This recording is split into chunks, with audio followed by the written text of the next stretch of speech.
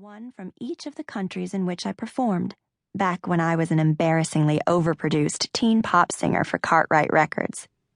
Since I wasn't in any particular country long enough to sightsee, only to go on all the morning news shows, then give a concert, usually as the opening act for Easy Street, one of the most popular boy bands of all time, my mom got me a souvenir doll wearing the country's national costume from each airport gift shop.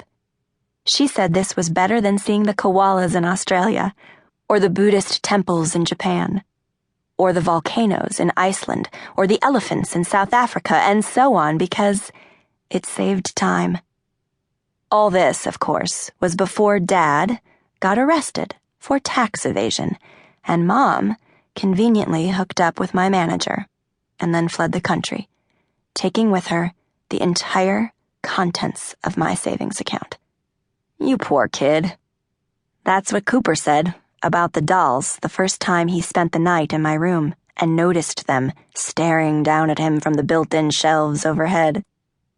When I explained where they'd come from and why I'd hung on to them for all these years, they're all I have left of my shattered career and family, though Dad and I have been trying to reconnect since he got out of prison.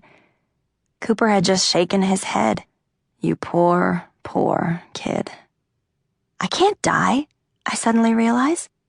Even if Cooper does take care of Lucy, he won't know what to do with my dolls. I have to live, at least long enough to make sure my dolls go to someone who will appreciate them. Maybe someone from the Heather Wells Fan Club Facebook page. It has close to 10,000 likes. Before I have a chance to figure out how I'm going to do this, however, another masked figure jumps out at me from behind a couch. "Oh no!" she cries, shoving her protective eye shield to the top of her head. I'm more than a little surprised to see that it's a student, Jamie Price. She looks horrified. "Gavin, it's Heather! You shot Heather! Heather, I'm so sorry. We didn't realize it was you." "Heather?" Gavin raises his own face mask, then lowers his gun. "Oh, shit, my bad." I gather from his "my bad" that he means it's his mistake that I'm dying from the large caliber bullet he shot into my back. I feel a little bit badly for him because I know how much I meant to him, maybe even more than his own girlfriend, Jamie. Gavin's probably going to require years of therapy to get over accidentally murdering me. He always seemed to relish his role in the May-December romance he imagined between us, even though our love was never going to happen. Gavin's an undergrad film major. I'm the assistant director of his residence hall, and I'm in love with Cooper Cartwright. Besides which, it's against New York College policy for administrators to sleep with students. Now, of course, our romance is definitely never going to happen, since Gavin's shot me. I can feel the blood gushing from the wound in my back.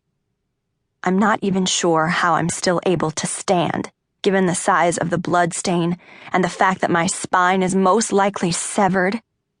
It's a bit hard to see how deep the wound is, since the room, along with the rest of the second-floor library, is in darkness, except for what light is spilling in from the once elegant casement windows overlooking Washington Square Park's chess circle, 2 stories below. "Gavin," I say, in a voice clogged with pain, "would you make sure my dolls go to someone who—" Wait a minute. Is this paint? I demand, bringing my fingers to my face so I can examine them more closely. "We're so sorry," Jamie says sheepishly. "It says on the box that it washes easily out of most material." "You're playing paintball inside?" I do not feel sorry for Gavin anymore. In fact, I'm getting really pissed at Gavin. And you think I'm worried about my clothes? Although, truthfully, this shirt does happen to be one of my favorites. It's loose over the parts I don't necessarily want to show off, without making me look pregnant, while drawing attention to the areas I do want people to notice. Boobs. Mine are excellent. These are extremely rare qualities in a shirt. Jamie had better be right about the paint being washed.